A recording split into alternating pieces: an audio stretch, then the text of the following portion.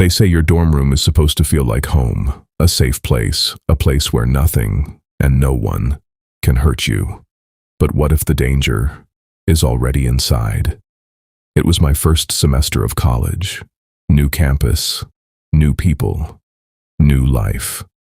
I had just moved into a small dorm room with a roommate I barely knew. She was quiet, not shy exactly, just distant, the kind of person who watched more than she spoke. At first, I didn't think much of it. Everyone adjusts differently, right? But then, the night started getting strange. The first time it happened, I woke up in the middle of the night for no reason. You know that feeling? When your eyes snap open, and your body tells you something isn't right. I didn't move, I just listened.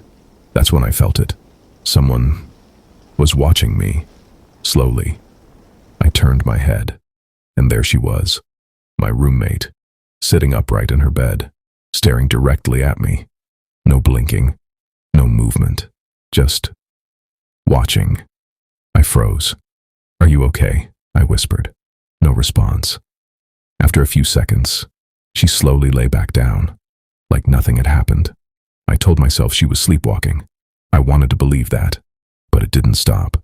Night after night, I'd wake up, and she'd be there, watching, sometimes from her bed, sometimes closer, and every time I spoke, she would just go back to sleep, like a switch had been flipped. Then one night, it got worse, much worse.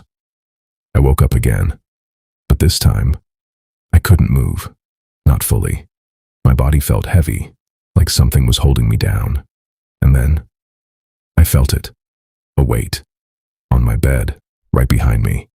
My heart started racing. I didn't want to turn around, but I had to, slowly, inch by inch. I looked over my shoulder, and my blood ran cold. She was sitting on my bed, right behind me, her face, inches from mine, and her hand was wrapped around the back of my neck. She wasn't squeezing, she wasn't speaking, she was just holding it, like she was waiting for me to realize. She was there. I don't remember how I got out of that bed. I just know I ran. I didn't even grab my phone. I ran straight into the hallway, shaking, barely able to breathe. That same night, I reported everything. The next day, I requested a room change. I didn't care where they moved me. I just needed to get away from her, and thankfully, they did. I never saw her again, never spoke to her, never got an explanation. But sometimes, I still wake up in the middle of the night with that same feeling, like someone is sitting right behind me, watching. She thought she was alone, until something started moving above her head. It was supposed to be a normal night, just another late study session. The university computer lab stayed open 24/7, but hardly anyone used it after midnight. That night, she was completely alone, or at least, that's what she believed. The room was silent except for the faint tapping of her keyboard and the soft hum of fluorescent lights flickering above. Outside the lab, the hallway stretched into darkness, empty, still, until, thud, she froze. A heavy footstep echoed from somewhere down the hall. She looked toward the glass door. Nothing, just darkness. She shook it off. Probably just security.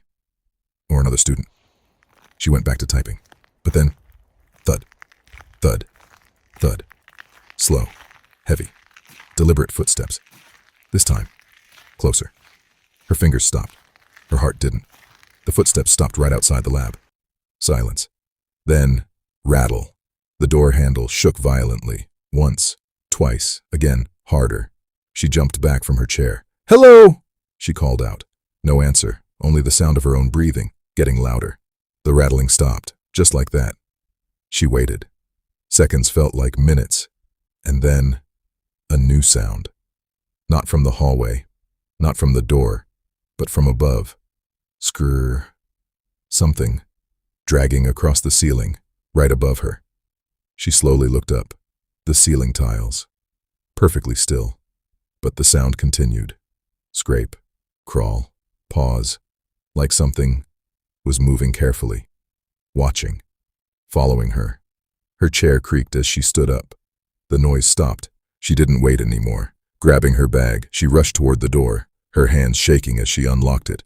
The hallway was empty. Too empty. She stepped out, and that's when she heard it again. Thump. Right above her. Moving with her. She ran, straight to the stairwell, pushed the door open, and froze. There, standing in the dim light, was a man, completely still, watching her. His face, pale, eyes wide, and his mouth stretched into a slow, unnatural grin, too wide, too still, like he'd been waiting. She didn't scream, she didn't speak.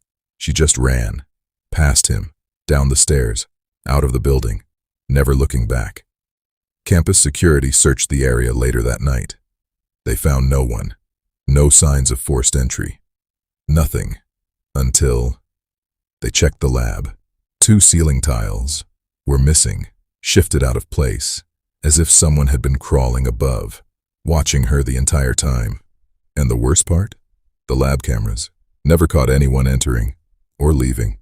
It happened in broad daylight, at a place where nothing is supposed to go wrong. A school, a new school. In the UK, new faces, new halls, new routines. Everything felt unfamiliar, but safe. At least, it seemed safe. It was around midday, the kind of time when students drift between classes, distracted, unaware. That's when she noticed him. A man, standing just a little too still. He wore a lanyard around his neck, just like staff members. Just enough to blend in. Just enough to not raise suspicion. "Hey," he called out. His voice was calm, friendly, too friendly. He asked for help, said he needed assistance carrying some work items from his car. Simple request, harmless. Right? She hesitated, but he looked official, like he belonged there, and that's all it took. They walked toward the parking lot, step by step, further away from the noise, further away from safety.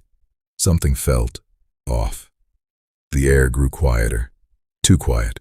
Her instincts started whispering, "This isn't right." Then she saw it, the car, parked slightly out of view, and inside, movement, shadows shifting, not one person, more. Her heart dropped.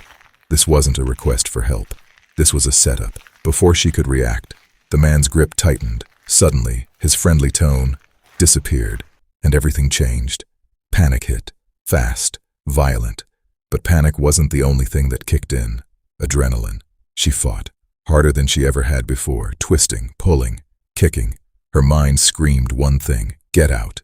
The man tried to hold on, but fear gave her strength, raw, desperate strength.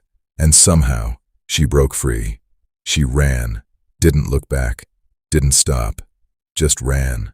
By the time help arrived, the men were gone, but not for long, because this time, they had been seen. Authorities tracked them down. The car, the suspects, everything. They were arrested. But here's the part that stays with you. This didn't happen in a dark alley, not at night, not in isolation. It happened at a school, in the middle of the day, with someone who looked like they belonged. And if she had ignored that feeling, that small voice telling her something was wrong, this story would have ended very differently. Sometimes, the scariest threats don't look dangerous at all.